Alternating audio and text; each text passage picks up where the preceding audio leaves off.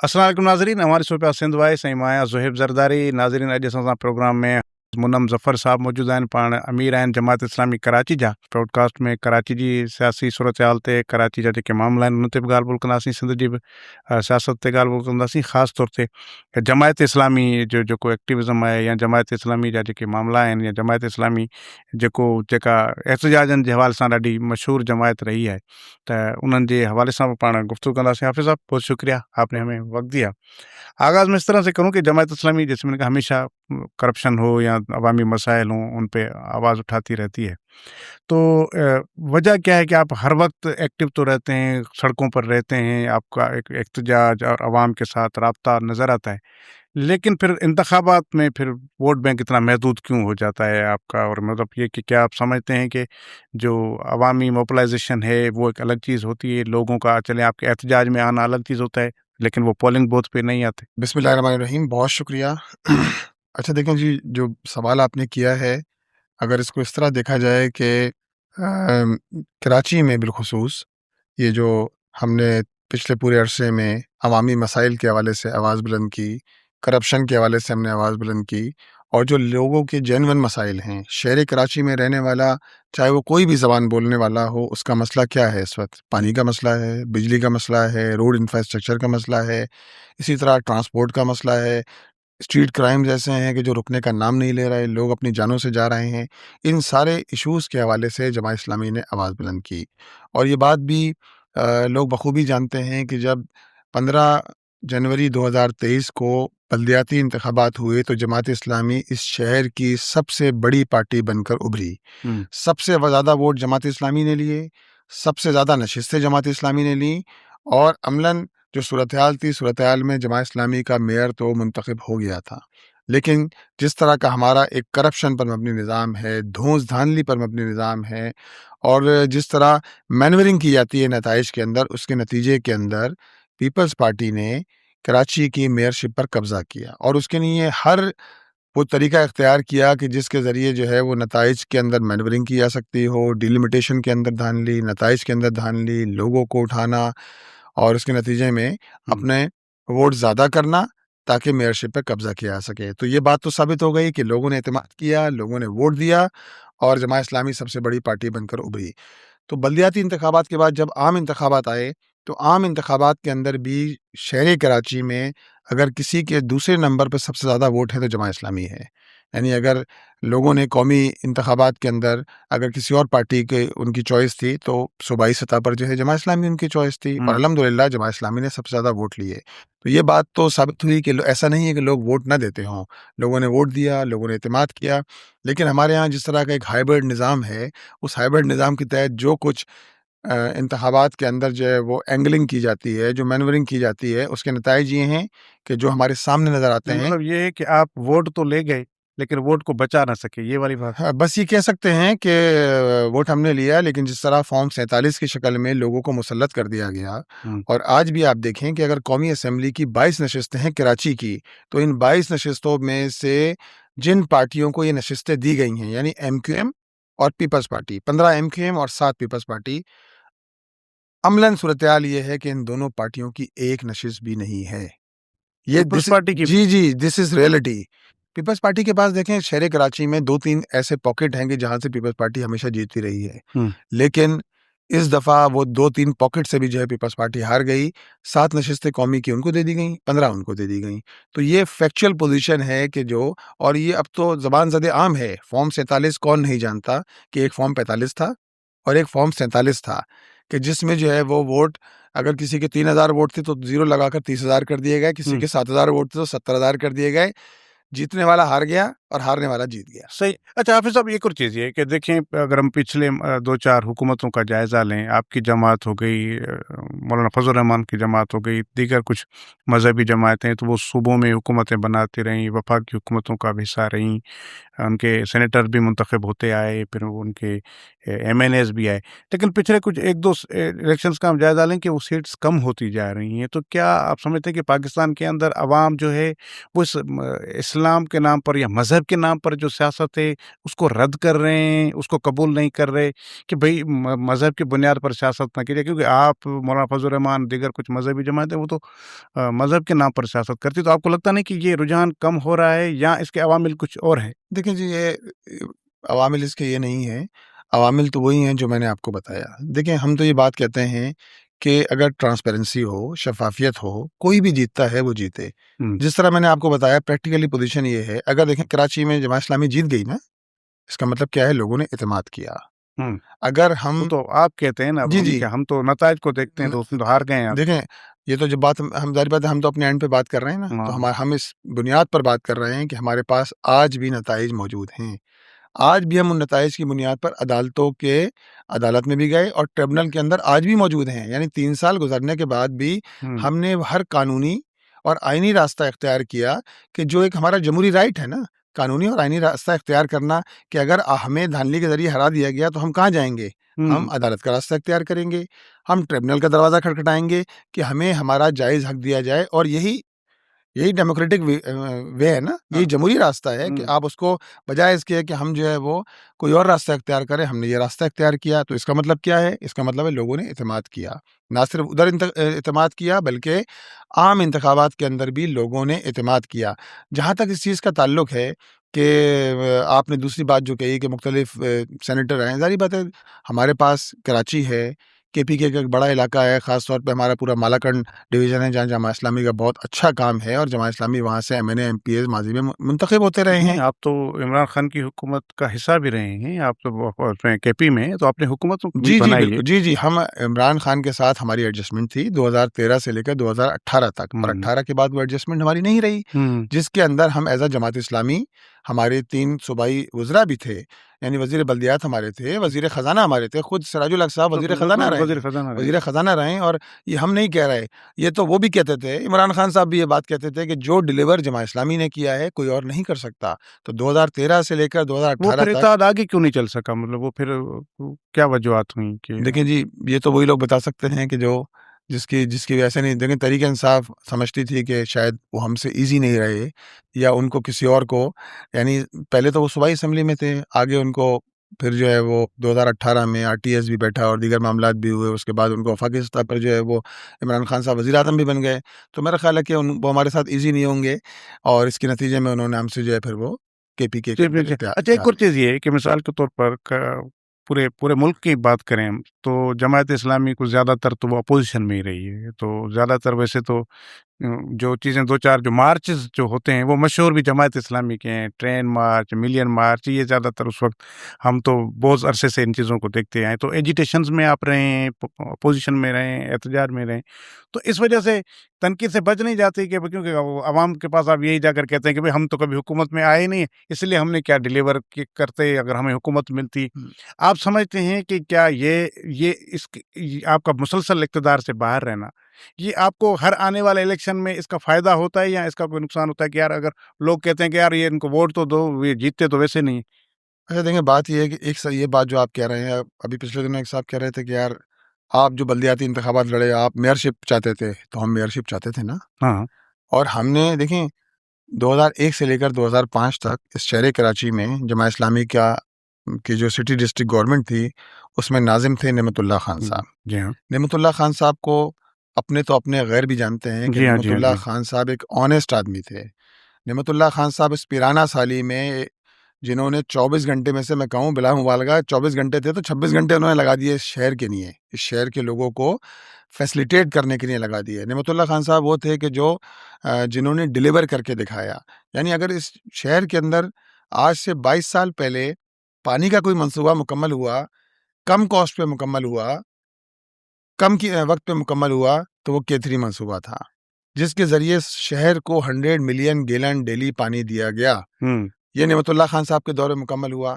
अगर इस शहर को 32 कॉलेजेस का तोहफ़ा दिया गया, तो नेमतुल्लाह खान साहब के दौर में दिया गया। अगर इस शहर को Karachi institute of heart disease का तोहफ़ा दिया गया, नेमतुल्लाह खान साहब के दौर में दिया गया।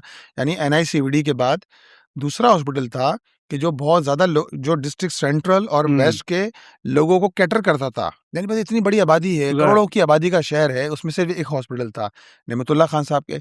इवन लियारी एक्सप्रेस वे इस पर काम, इसका एक ट्रैक कंप्लीट हुआ, एक ट्रैक आधा इनकम्प्लीट रहा, आधा कंप्लीट हुआ था, उनका टेन्योर खत्म हो गया, नेमतुल्लाह खान साहब के दौर के अंदर हुआ। इस शहर को मॉडल पार्क्स के तोहफे दिए गए, नेमतुल्लाह खान साहब के दौर में दिए गए। ये तो मैंने सीधा-सीधा आपको चंद चीज़ें और बताई। फिर भी अगले इलेक्शन में वोट नहीं देखें मिला। ना, नहीं उसके बाद फिर जो है जो कुछ हुआ, यानी देखें ना, यहाँ तो ये है कि मैं तेरा चिराग हूँ, जलाए जा बुझाए जा, वाली हिसाब है कि आपने 2005 तक नेमतुल्लाह खान साहब रहे, और नेमतुल्लाह खान साहब उस वक्त एमक्यूएम मौजूद नहीं थी, बायकॉट किया था एमक्यूएम ने बाइकआउट किया था। अगले इलेक्शन में एमक्यूएम की मौजूदगी के बावजूद नेमतुल्लाह खान साहब, अल्हम्दुलिल्लाह नेमतुल्लाह खान साहब ने और उनकी टीम ने ज़्यादा वोट लिए।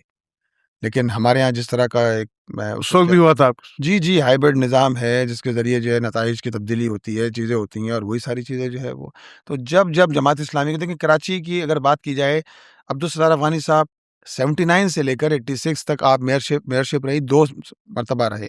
शहर में काम हुआ नेमतुल्लाह खान साहब पे, तो हमने तो डिलीवर करके दिखाया है। एक तो होता है ना कि आदमी बात कर रहा है, लेकिन बात के पीछे काम भी है, जो शहरी भी महसूस करते हैं जिसको कि काम किया गया है। तो अल्हम्दुलिल्लाह जमात इस्लामी का माज़ी इस बात का गवाह है कि हमने खिदमत की है, हमने जो भी हमारे पास इख्तियारात थे उसको इस्तेमाल किया है, और पूरी अमानत और दयानत के साथ हमने अच्छा, सर्व करने की कोशिश की। कराची की ही बात करें हाफिज साहब के, कराची तो पाकिस्तान को सबसे ज़्यादा टैक्स देने वाला तो शहर है और मेट्रोपॉलिटन सिटी है।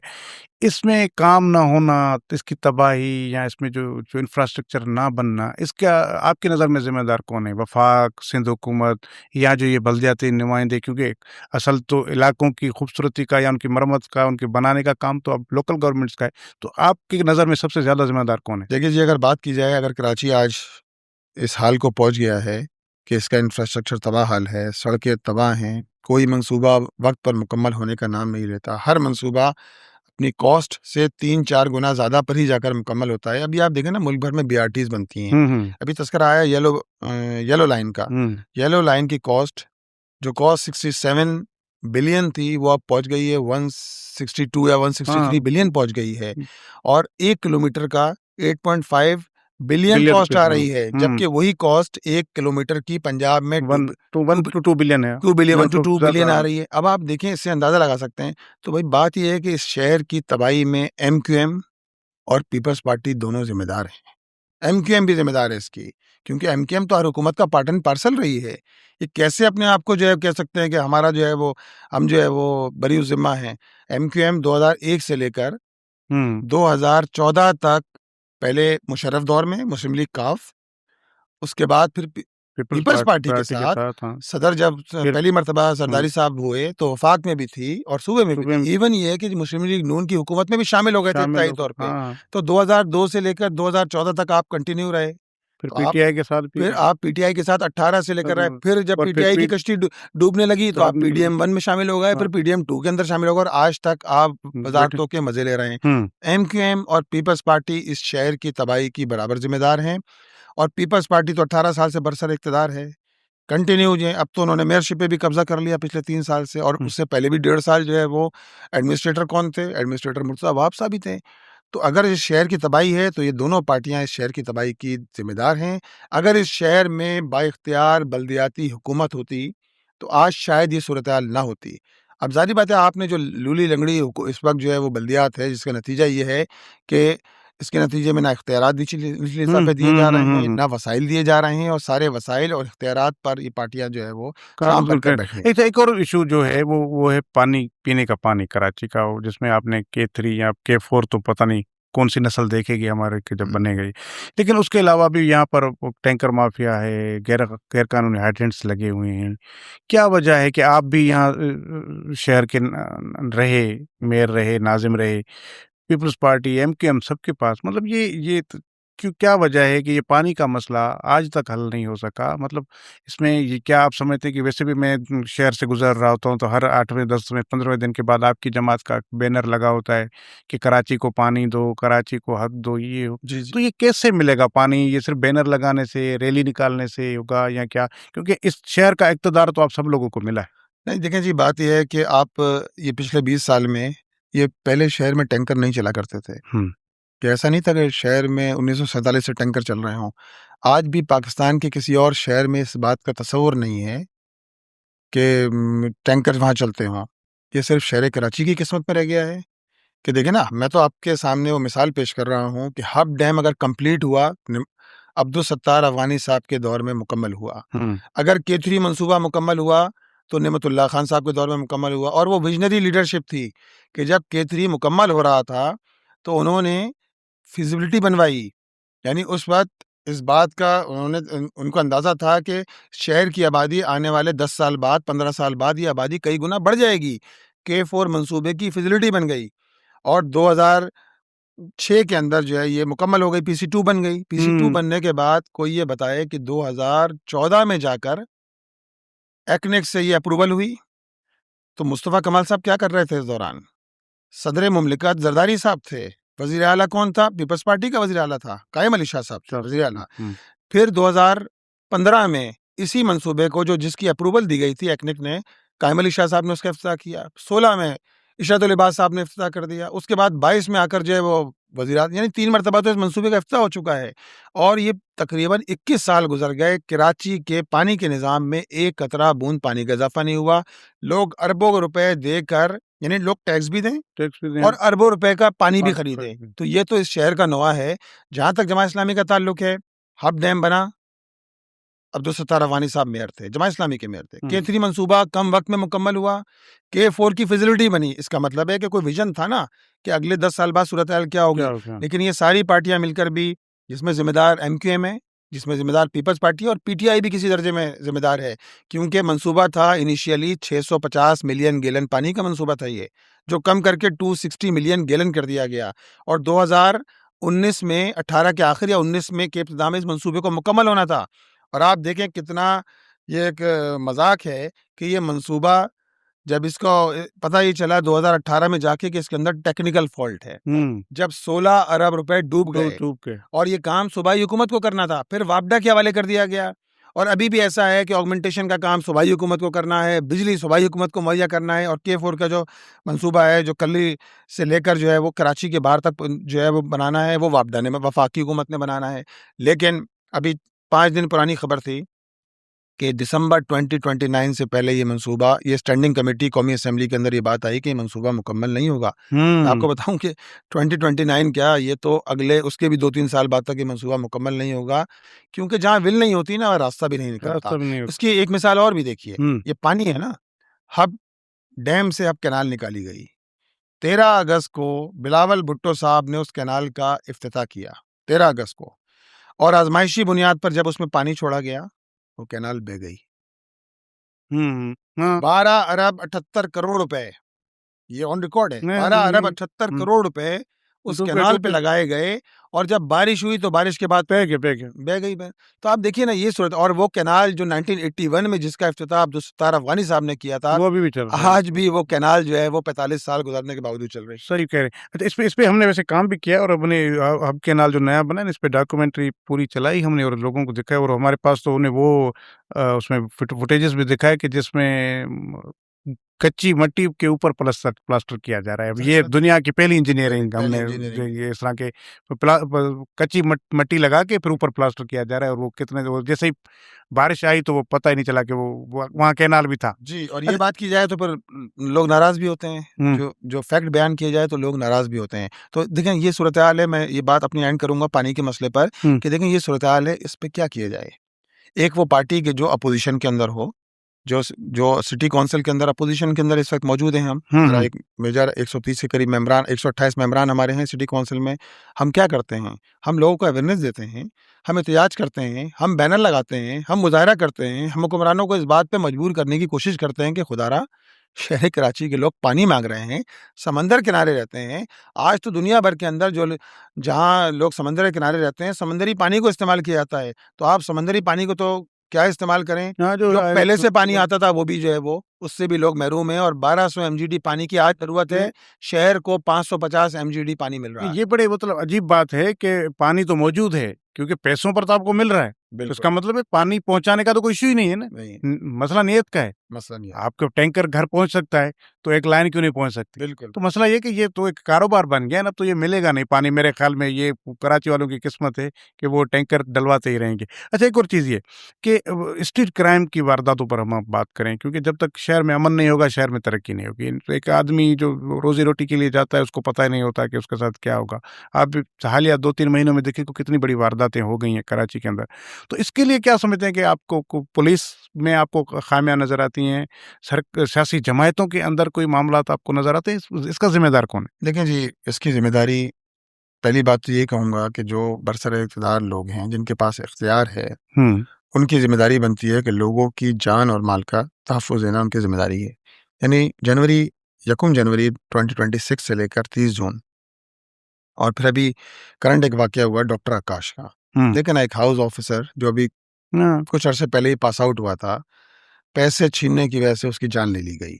इससे कतई नज़र वो हिंदू है, मुसलमान है, कोई भी है, ज़ाहिर बात है वो एक किसी इंसान की जान तो खाने काबा की हुर्मत से ज़्यादा है। ये तो कुरान कहता है। तो खाने काबा की हुर्मत से ज़्यादा उसकी जो है वो अहमियत है इंसानी जान की। जो है 42 वाक़यात हो चुके हैं कि जिसमें सिर्फ मोबाइल छीनने की वजह से, बैंक से निकलते हुए पैसे छीनने की वजह से 42 लोग तो सिर्फ वो हैं कि जो मोबाइल और पैसे छीनने की वारदातों में अपनी जान से चले गए। रेस्पॉन्सिबल सूबाई हुकूमत है, रेस्पॉन्सिबल कानून नाफिज करने वाले इदारे हैं कि जिनको जिनको लोगों की जान और माल का तहफ़्फ़ुज़ करना है, वो रेस्पॉन्सिबल हैं।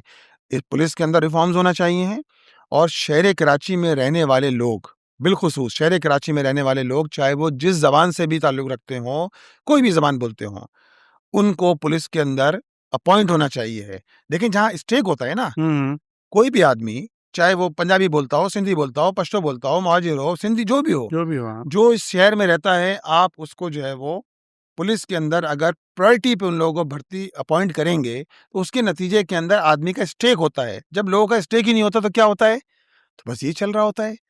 लोग आते हैं, अपॉइंट हो जाते हैं, बाहर से आते हैं, अपॉइंट हो जाते हैं, और शहर के हालात ऐसे ही रहते हैं। तो पुलिस के अंदर रिफॉर्म्स भी ज़रूरी है, और कराची के नौजवानों को बिलखुसूस पुलिस के अंदर अगर अपॉइंट किया जाएगा, आपकी ज़रूरत है, आप बाहर से अफसरान लेकर आइए अगर आपकी ज़रूरत है। वरना कराची के नौजवानों के अंदर इतनी सलाहियत मौजूद है कि उनको अगर मेरिट पे लाया जाए तो इंशाल्लाह ताला उसके नतीजे के अंदर उनका स्टेक भी होगा और इन वारदातों के अंदर भी कमी होगी। वरना इसी तरह अदाद-ओ-शुमार आते रहेंगे। ये तो मैंने कत्ल के जो वाक़यात हुए, आप मुझे बताइए, मोबाइल छीनने के हज़ारों वाक़यात हैं। अब तो लोग मोबाइल जब छिन जाता है तो लोग पुलिस के पास रिपोर्ट कराने भी नहीं जाते हैं, उनको पता है कि पता चला कि जितने का मोबाइल नहीं है उससे ज़्यादा धक्के खाना पड़ जाएँ। और जिसके साथ मोबाइल छीनने की वारदात होती है, जिसको 2 थप्पड़ मारे जाएँ, जिसको धक्के दिए जाएँ, वो जिस साइकोलॉजिकल प्रॉब्लम से गुज़रता है, जिस नफ्सियाती उससे गुज़रता है, ट्रॉमा में होता है वो। कॉमा में होता है, उसको भी जो है वो बयान नहीं किया जा सकता। अच्छा, एक और हाफिज़ साहब यही चीज़ कि आपके पास कराची में कितने 9 टाउन्स हैं, टाउन्स हैं आपके पास।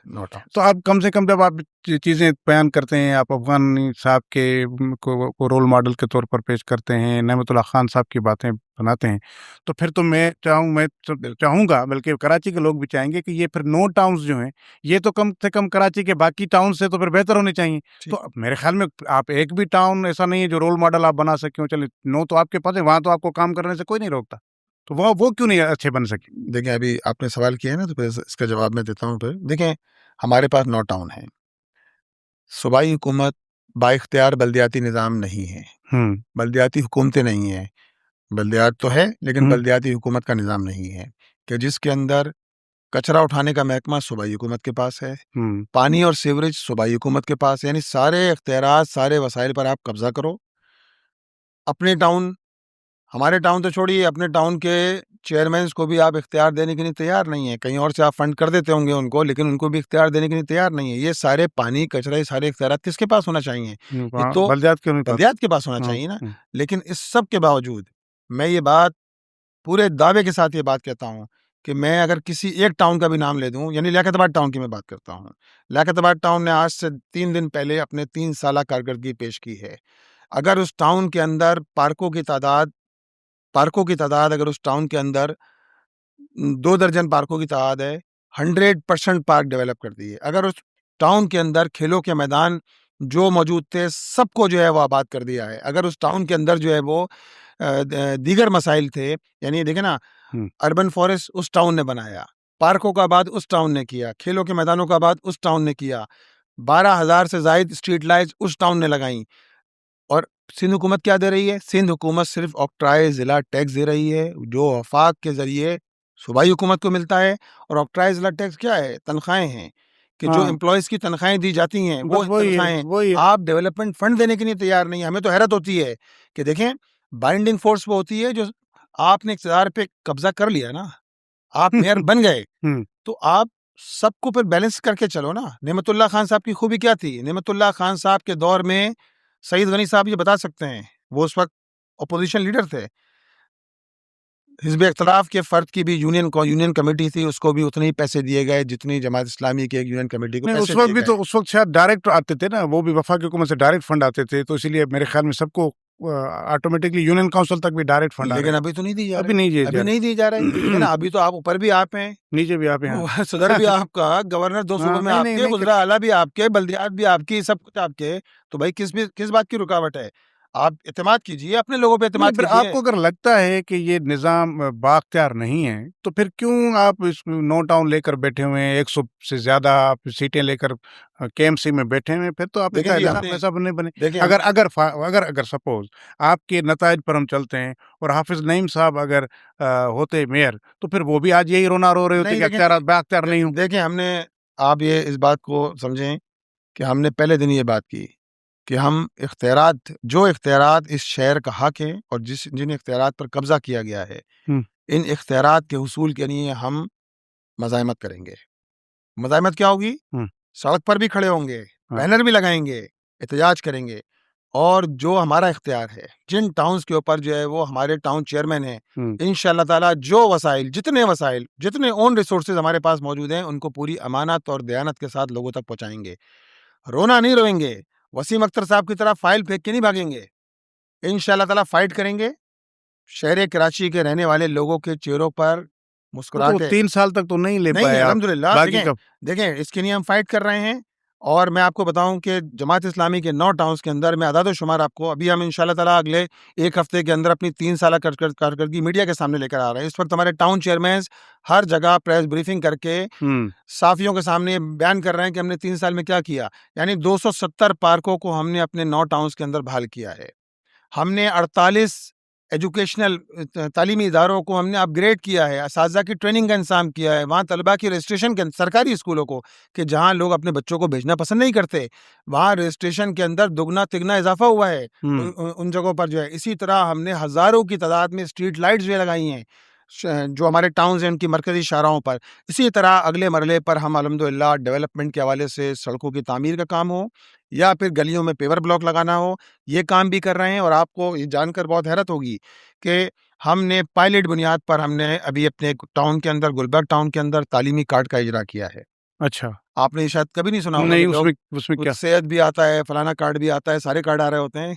मैं कार्डों के नहीं, नाम आप नहीं वाला लेने, कार्ड आ गया ना, वो क्या? हाँ, तालीम कार्ड। अब तालीम कार्ड क्या है? तालीम कार्ड ये है कि एक स्टूडेंट को जो उस टाउन में रहता है, उसकी रजिस्ट्रेशन होगी, चाहे वो सरकारी स्कूल में पढ़ता हो या प्राइवेट स्कूल में पढ़ता हो। क्लास 3 से लेकर क्लास 8 तक के हमने 5,000 स्टूडेंट को, में हर स्टूडेंट को 10,000 रुपीज़ का हमने कार्ड जारी किया उनके वालिदैन को। और हमने उनसे कहा कि आप इसके ज़रिए क्या करेंगे? स्कूल यूनिफॉर्म, शूज़, किताबें आप इसके ज़रिए खरीद सकते हैं। तो ये विज़न है ना। जब एक टाउन ये काम कर सकता है, तो पूरी सूबाई हुकूमत ये काम क्यों नहीं कर सकती? तो ये तो एक टाउन में हमने आज़माइशी बुनियाद पर पायलट प्रोजेक्ट किया। इस साल इंशाअल्लाह ताला अपने 9 टाउन्स के अंदर ये करने जा रहे हैं। हमने मौलियाती तब्दीली के पेश नज़र हमने अर्बन फॉरेस्ट का एक कॉन्सेप्ट दिया कि, और हमने अल्हम्दुलिल्लाह ये 3-4 जगह पे करके दिखाया है। नई कराची में जो चैम्बर ऑफ कॉमर्स का दफ्तर है नई कराची में, उसके बाद हमने अर्बन फॉरेस्ट बनाया। इसी तरह रोड साइड जंगल का कॉन्सेप्ट हमने दिया है। सुराब मोड़ से लेकर शफीक मोड़ तक हज़ारों की तादाद में दरख्त लगाए। आज देखें वो 2 साल हो गए, दरख्त भी अच्छे खासे बड़े हो गए हैं। इसी तरह हमने सिराजुद्दौला कॉलेज है लियाकताबाद, उसके बिल्कुल सामने कचरा कुंडी थी, कचरा जलता रहता था। हमने उस पूरी जगह को साफ करके वहाँ प्लांटेशन करी है। इसी तरह ये बलोच होटल है लियाकताबाद और गुलशन इकबाल के संगम पर, पूरी जगह को, बेल्ट को हमने साफ करके, लियारी एक्सप्रेस वे वालों से हमने बात की कि यार ये जगह में दें, हम इंशाल्लाह ताला यहाँ प्लांटेशन करते हैं। देखिए, जब विजन होता है ना, तो आदमी कहीं ना कहीं से रास्ता निकालता है। शहर के माहौलियात का मसला हो, शहर के अंदर जो है वो अगर तालीम का मसला है, आप लोगों के साथ खड़े हों। यही शहर के अगर पूरे मुल्क को सपोर्ट कर रहा है कराची, सूबे को कर रहा है सपोर्ट, मुल्क को कर रहा है और करना चाहिए, कर रहा है, तो कराची में रहने वाले बच्चों का इतना तो हक पहुंचता है ना कि उनको तालीम के मैदान में उनको सपोर्ट की जाए, तालीम के मैदान में उनको आगे बढ़ाया जाए, और कोई बच्चा सिर्फ इस वजह से ना रह जाए तालीम हासिल करने से कि उसके वालिद के पास पैसे नहीं थे। उसमें ज़ाहिर है, जब तालीम की बात आप कर रहे हैं, ज़ाहिर है तालीम याफ्ता कौम ही आगे बढ़ सकती है। और फिर आपकी भी एक विंग है जमीयत तुलबा इस्लाम, जिनके अभी कुछ दिन पहले हालिया एक वाक़या है कराची यूनिवर्सिटी में स्टूडेंट्स पे हमला करने का।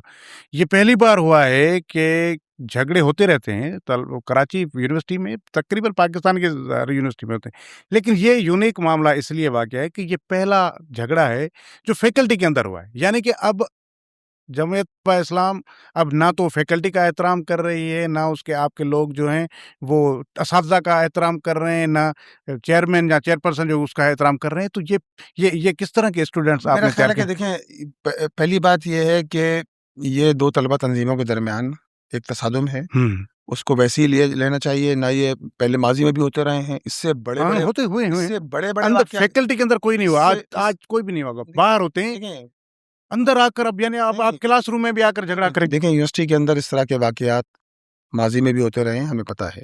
लेकिन मैं खुद भी इस्लामी जमीयत तलबा से ज़ाहिर है, नहीं ना, ज़ाहिर है। वाबस्ता रहा हूँ, हाँ, होते सब रहे वहीं हैं, से तो आपका पूरा एक स्ट्रक्चर वाबस्ता होते रहे हैं। देखें, हाँ। होता ये है कि एक घर में भी इख्तिलाफात हो जाते हैं, लेकिन ये तलबा के दरमियान मसला है जिसको रिज़ॉल्व होना चाहिए, और ये यूनिवर्सिटी इंसानिया की ज़िम्मेदारी है कि वो तालिब इल्मों को, अगर कोई मसला हो भी गया है, तालिब इल्मों को बिठाए, एक पीस कॉन्ट्रैक्ट करे, ताकि उसके नतीजे में तालीमी माहौल के अंदर बेहतरी आ सके। इसको कोई और रंग देना, इसको जो है वो ऐसा रंग दे देना कि जिसके नतीजे में हो कि यार कोई लिसानी मसला था या कोई और चीज़ थी। अल्हम्दुलिल्लाह इस्लामी जमीयत तलबा भी इन चीज़ों पे यकीन नहीं रखती। हम पता नहीं लिसानी वहाँ देखें पर ना, वीडियोस में आया है क्या, वो जमीयत तुलबा के लोग कह रहे हैं कि अल शम्स वाले हैं, हम अल बदर वाले हैं। अभी हैं क्या वो आपके अदर? देखें ये तो ये तो माजी में था, तो चलें ठीक है, ये तो वो ये तो बांग्लादेश में हमने सुना था। यहाँ ये तो बांग्लादेश के हालात भी बता रहे हैं कि अल-शम्स क्या थे और अल-बदर क्या अभी भी थे। है क्या? अभी भी हालात आप देख सकते नहीं हैं नहीं, ना यहाँ पर बांग्लादेश के। और ये देखें, इस्लामी जमीयत तलबा है, इस्लामी जमीयत तलबा इस्तेकाम पाकिस्तान पर यकीन रखती है। हाँ हाँ। इस्लामी जमीयत तलबा जो है वो है कि जो पाकिस्तान की बुनियादों में, यानी बांग्लादेश मशरक़ी पाकिस्तान का मामला था, तो इस्लामी जमीयत तलबा पेश थी सारी चीज़ों के अंदर। और ये बात मैं आपको बताऊं कि अगर नज़रियाती हवाले से, डेमोक्रेटिक हवाले से, नज़रियाती हवाले से, तालीमी हवाले से जितनी एफर्ट्स इस्लामी जमीयत तलबा की हैं, इसकी मिसाल पूरे पाकिस्तान में नहीं मिल सकती। पर्टिकुलर मसले के हवाले से मैं फिर भी अर्ज़ करूँगा कि देखें, ये यूनिवर्सिटी का मामला है। यूनिवर्सिटी इंसामिया की ज़िम्मेदारी बनती है कि तलबा के दरमियान अगर कोई प्रॉब्लम पैदा हुई है, कोई मसला हुआ है, तो उनको बिठाया जाए, रिज़ॉल्व किया जाए। कोई भी मसला है तो उनको रिज़ॉल्व किया जाए, ये हुकूमत की ज़िम्मेदारी बनती है। तासुर ये दिया जा रहा है, या ये पैदा हो रहा है कि जमायत इस्लामी नहीं चाहती कि कराची यूनिवर्सिटी में सिंधी डिपार्टमेंट हो या सिंधी स्टूडेंट्स। ये गलत बात है। इस्लामी जमीयत तलबा के साथ तो खुद, यानी इस वाक़े के अंदर भी जो अरेस्ट हैं, उनके अंदर भी सिंधी स्पीकिंग है। जिनके खिलाफ एफआईआर बनी है, वो सिंधी बोलने वाले भी लोग हैं उसके अंदर। यानी अगर 20 अफराद के खिलाफ एफआईआर नाम है, एफआईआर में दे दिए गए हैं, 5 लोग अफराद अरेस्ट हैं, तो उनमें भी सिंधी बोलने वाले अफराद शामिल हैं। तो इस्लामी जमीयत तलबा लिसानी उस पे तफरीक पे यकीन नहीं रखती। हमारे साथ उर्दू बोलने वाले भी हैं, हमारे साथ सिंधी बोलने वाले भी हैं, पश्तो बोलने वाले भी हैं, पंजाबी बोलने वाले भी हैं। यानी हर ज़बान बोलने वाले इस्लामी जमीयत तलबा के अंदर अल्हम्दुलिल्लाह मौजूद हैं। तो ये तासुर बिल्कुल गलत तासुर है। नहीं, ये भी एक चीज़ थी कि भाई आपकी जमात कह रही, क्योंकि भाई वो सामने जो थे वो वहाँ पर पाकिस्तान मुखालिफ नारे लग रहे थे, ये हो रहा था, वो हो रहा था, जबकि इस तरह का थी नहीं। जिस तरह आप कह रहे हैं कि 2 तलबा तंजीमें हैं, कोई भी इशू हो सकता है, लेकिन उसको इस लेवल तक ले जाना आपकी जानिब से कि आप किसी की हुब्बुल वतनी को चैलेंज कर रहे हैं, या मतलब ये क्या तासुर दे रहे हैं कि अब मुझे या किसी और को पाकिस्तान में अगर हुब्बुल वतनी का सर्टिफिकेट चाहिए तो वो जमात इस्लामी देगी? देखिए जी, हुब्बुल वतनी का सर्टिफिकेट ना हमने पहले किसी को से कहा है कि वो मुल्क दुश्मन है। और अगर ये चीज़ें, अगर कोई चीज़ ज़बान ज़द-ए-आम है या कोई चीज़ नज़र आ रही है, तो हम तो ये बात करते हैं कि हम तो पाकिस्तान के इस्तेकाम पर, हाँ हाँ, सही है ना? सभी पाकिस्तान सभी के इस्तेकाम पर यकीन रखते हैं कि पाकिस्तान है तो हम हैं। बिल्कुल। पाकिस्तान पाकिस्तान हम सब का पाकिस्तान है, और हम इस पे यकीन रखते हैं। और अगर वहाँ इस्लामी जमीयत तलबा ने कोई रैली भी निकाली है, इस्तेकाम पाकिस्तान रैली निकाली है, पाकिस्तान जिंदाबाद रैली निकाली है, तो इसको तो सलाम पेश करना चाहिए नहीं नहीं, वो तो कि सब लोग उसके अंदर शामिल हुए हैं, हर ज़बान बोलने वाला उसके अंदर शामिल था। यही तो इस्लामी जमीयत तलबा की खूबी है कि अगर किसी दायरे में ये कहीं से कोई स्लोगन उठा है, तो हमने बजाय इसके कि हमने उसको ज़्यादा वो करते, हमने तो कहा कि भाई आइए पाकिस्तान का झंडा थामिए और निकलिए सब पाकिस्तान के इस्तेकाम के लिए मुत्तहिद हो जाएं, मुनज़्ज़म हो जाएं। नहीं, अगर अगर लगता भी है कि कोई, अगर आपको लगता है कि कोई इस तरह का नारा लगा है जो नहीं लगना चाहिए था, तो ये है कि उसके लिए कानूनी इदारे मौजूद हैं, बिल्कुल, कानून मौजूद है, यूनिवर्सिटी वहाँ जाना इंतज़ामिया चाहिए, यूनिवर्सिटी इंतज़ामिया वहाँ जाना चाहिए था। लेकिन ये कि आपके तलबा उठें, डंडा नहीं, उठाएँ नहीं। और वो भाई हम इस तरह, ये मेरे ख्याल में इन चीज़ों को आपको देखना चाहिए। ये इसके ये मामलात आगे खराब तक बहुत खराब भी हो सकते हैं। एक और अच्छा, चीज़ एक आप चीज़ और चीज़ इससे मुंसलिक एक हाँ, बात कहूँगा। चलें, ये तो एक मौज़ू है ना, हाँ, 2 तलबा तंज़ीमों के दरमियान हाँ, तसादम हुआ, चीज़ें हाँ, हुई आगे। लेकिन आप ये देखिए कि ये तालीमी इदारों के अंदर ये सूरत-ए-हाल क्यों पैदा हुई और हुँ, कब से पैदा हुई? ये लिसानी, कौम परस्ताना माहौल ये कब से पैदा हुआ? ये पैदा हुआ मज़हबी आप अपने आप को भी ज़िया-उल-हक ऐड करें, जन नहीं, नहीं, नहीं, आप खुद को भी ऐड करें। हाँ, जनरल ज़िया-उल-हक के दौर के बाद कि जब स्टूडेंट यूनियन पर पाबंदी लगाई गई हुँ, बिल्कुल। 1984 में। हुँ, उससे पहले तलबा की मुंतखब बॉडीज़ होती थीं, लिसानी तंज़ीमें नहीं होती थीं, इसी तरह मज़हबी मुनाफ़रत भी नहीं होती थी। स्टूडेंट के नुमाइंदे होते थे और वो सारे पढ़ने वाले पोजीशन होल्डर होल्डर स्टूडेंट होते थे कि जिनका क्राइटेरिया ये होता था कि अगर 70% से अबव पोजीशन लेकर आएंगे तो आप स्टूडेंट इलेक्शन के अंदर compete कर सकते हैं। आप वो मुंतखब बॉडी होती थी जो हर फोरम पर नुमाइंदगी तो करती थी। वो उस तरह वो के ना होने के नतीजे में ये जो उस वक़्त के जो हमारे सियासतदान थे वो यहीं से तो आए थे। लेकिन आप जी, बदकिस्मत ये है, जी। अगर हमारे पास वो नर्सरीज़ आपने ख़त्म कर दी है ना नहीं, वो। तो वो नर्सरी किसने देखिए, ना सिर्फ वो नर्सरी खत्म हुई, हाँ, बल्कि अगर किसी डिक्टेटर ने उस नर्सरी पर शबख़ून मारा, उसको खत्म कर दिया, तो उसके बाद आने वाली हमारी पॉलिटिकल लीडरशिप ने क्या नहीं, किया? नहीं, यानी मुझे बताइए ना, गिलानी साहब मुंतखब हुए, पीपल्स पार्टी के सदर थे, जरदारी साहब सदर मुंतखब हो गए। उन्होंने पहली तकरीर ये की कौमी असेंबली में खड़े होकर, अगर बहाल किसी कर को याद हो हाँ, 2009 हाँ, के याद अंदर है, याद है। कि स्टूडेंट यूनियन बहाल बहाल की की जाएगी। जाए। अभी बिलावल साहब ने 2022 में आर्ट्स काउंसिल में तकरीर करते हुए कहा कि स्टूडेंट यूनियन बहाल की जाएगी। सर, नहीं, आप ना स्टूडेंट को इख्तियार देना चाहते हैं, ना आप नाम बल्दियाती नुमाइंदों को इख्तियार देना चाहते हैं।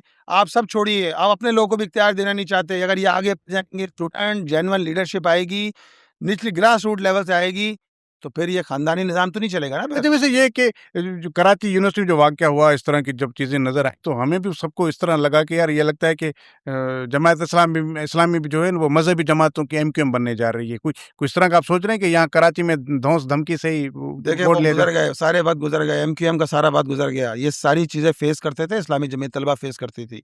इन तालीमी इदारों में, इन गली मोहल्लों में अगर कोई चीज़ फ़ेस करता रहा है, ये पार्टियाँ तो कहीं नज़र ही नहीं आती थीं। हुँ, ये जो नून और पीपल्स पार्टी, ये सारी चीज़ें, ये एमक्यूएम के मुकाबले में अगर कोई उस वक़्त की लिसानी अफ़रैद के मुकाबले में कोई खड़ा था, जमात इस्लामी खड़ी थी।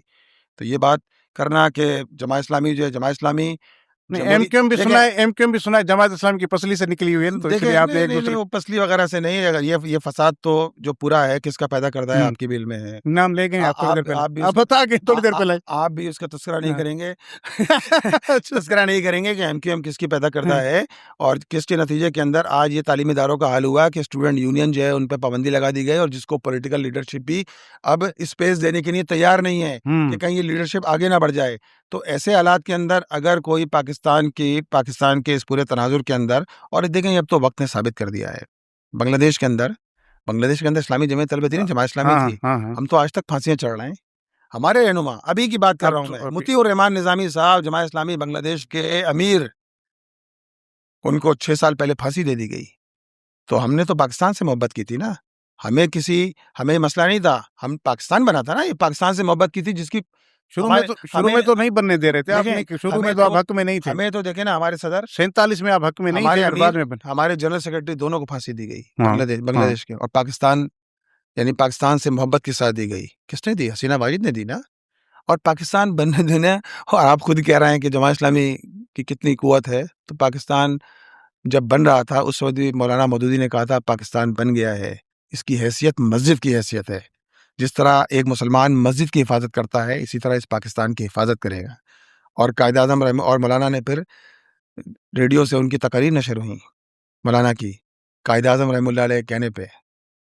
तो ये तो फैक्ट है, इसको झुटलाया नहीं जा अच्छा, सकता। एक और चीज़ कि अब क्योंकि वाइंड अप की तरफ भी हम जाएँ कि हमने कराची पर तो बात कर ली, आपकी जमात जो है वो वैसे तो पूरे पाकिस्तान की जमात है और आपके तकरीबन मेरे ख़्याल में सिंध के भी हर डिस्ट्रिक्ट में तकरीबन आपका तंज़ीमी जो स्ट्रक्चर है वो मौजूद है। लेकिन जब भी कोई इस तरह के इश्यूज़ होते हैं, वो आप कराची ही को ज़्यादा फोकस रखते हैं, जबकि ये जो हालात जहाँ पर हैं तो पूरे सिंध में ऐसे ही हैं। अगर यहाँ की सड़कें नहीं बनी हुई तो सड़कें जैकबाबाद और नौशेर फेरोज नवाब शाह और सांगड़ की भी नहीं बनी हुई। पानी यहाँ भी नहीं पीने का मिल रहा, पीने का पानी सिंध में कहीं भी नहीं। इश्यूज वही हैं। तो ये आप पूरा एहतजाज कराची से बाहर लेकर क्यों नहीं जाते? आप वहाँ के लोगों के लिए भी क्यों जाकर एक कोई धरना क्यों नहीं लगाते? कोई चीज़ें चल रही हैं आजकल, वो प्रिया कुमारी और कुछ 20 बच्चियां वहां पर उनमें आप क्यों नहीं जाते? बबरलू पे धरना हुआ आज से कुछ हाँ, महीने पहले भी कैनाल्स के खिलाफ के मसले पे जमात इस्लामी की लीडरशिप, खुद अमीर जमात इस्लामी सूबा सिंध अपनी पूरी टीम के साथ वहाँ मौजूद थे। शिकारपुर पे अभी इन्हीं लॉ एंड ऑर्डर के हवाले से धरना जमात इस्लामी मौजूद थी। कैनाल्स का मसला और ख़ास तौर पे जो ये कानून जो इसका लॉ एंड ऑर्डर का मसला है, इस वक्त सूबा सिंध का बड़ा मसला है। यानी पानी का इशू भी और इसी तरह लॉ एंड ऑर्डर का इशू भी, लोगों का अगवा होना भी। देखें ना, अभी ये 20-24 खानदान, प्रिया कुमारी का मामला है, फिर दीगर अगवा हैं, बहुत से लोग अगवा हैं, और जिसके नतीजे में जो है एक प्रॉब्लम है ना, लोग अगवा हो रहे हैं। आपने देखा ना कच्चे के डाकू के नाम आपने सुना है ना, वो सारे। तो इस पे अगर हम बात करते रहे हैं, लेकिन वो बात शायद इतनी वोकल ना हो कि जो नुमाया होकर सामने ना आई हो। लेकिन अल्हम्दुलिल्लाह हमारी तंजीम हर जगह मौजूद है। कम ज़्यादा हो सकती है, लेकिन अल्हम्दुलिल्लाह हम जहाँ जुल्म हो रहा है, जहाँ नाइंसाफ़ी है, जुल्म है, हम आवाज़ बुलंद करते हैं। आपने देखा, ये तो चलें सिंध की बात है, IPPs के हवाले से पिंडी में हाफिज़ नईमुर रहमान साहब ने आज से 1.5 साल पहले धरना लगाया ना। लोगों को नहीं पता था कि IPPs क्या हैं, इंडिपेंडेंट पावर प्रोड्यूसर क्या है, किस तरह एक कॉमन मैन की जेब पर डाका डाला जा रहा है, किस तरह वो अरबों रुपए, हम उनसे काम भी नहीं ले रहे, मतलब हम काम भी नहीं, पैदावार भी नहीं ले रहे, पैदावार यानी प्रोडक्शन भी नहीं हो रही, और पैसे दे रहे, अरबों रुपए उनको दिए जा रहे हैं। ये किसने? हाफिज नईमुर रहमान साहब ने पंजाब के अंदर जो है पूरा एक धरना दिया, लोगों को बताया, 14 दिन का धरना था जो दिया। तो अल्हम्दुलिल्लाह जमात इस्लामी पूरे पाकिस्तान के अंदर इसकी तंजीम मौजूद है, इसके लोग मौजूद हैं, कहीं ज़्यादा कहीं कम, ये ज़रूर है। लेकिन हम अल्हम्दुलिल्लाह हम समझते हैं कि जहाँ जुल्म का निज़ाम होगा, जहाँ नाइंसाफ़ी होगी, वहाँ अदल के निज़ाम के लिए, वहाँ इंसाफ के निज़ाम के, अदल इंसाफ के निज़ाम के लिए हमें जद्दोजहद को तेज़ करना चाहिए। जहाँ अगर हम सुस्त हैं, वहाँ भी हमें जद्दोजहद को तेज़ करना चाहिए। और यही वक्त की ज़रूरत है कि ऐसे लोग बरसर इक़्तिदार आएँ, इस मुल्क में भी आएँ कि जो इस मुल्क को उनके हकीकी मकासद से आशना कर सकें, कि जिसके लिए कायद-ए-आज़म रहमतुल्लाह अलैह ने, अल्लामा इक़बाल ने ख्वाब देखा, और कायद-ए-आज़म रहमतुल्लाह अलैह ने अल्हम्दुलिल्लाह इस ख्वाब को 7 साल के इस मुख्तसर वक्त में नौजवानों के साथ मिलकर मुमकिन बनाया। उसी वक्त हो सकता है कि जब हम कायद-ए-आज़म के उस ख्वाब को, अल्लामा इक़बाल के उस ख्वाब को और कायद-ए-आज़म के उस विजन को लेकर आगे बढ़ सकें।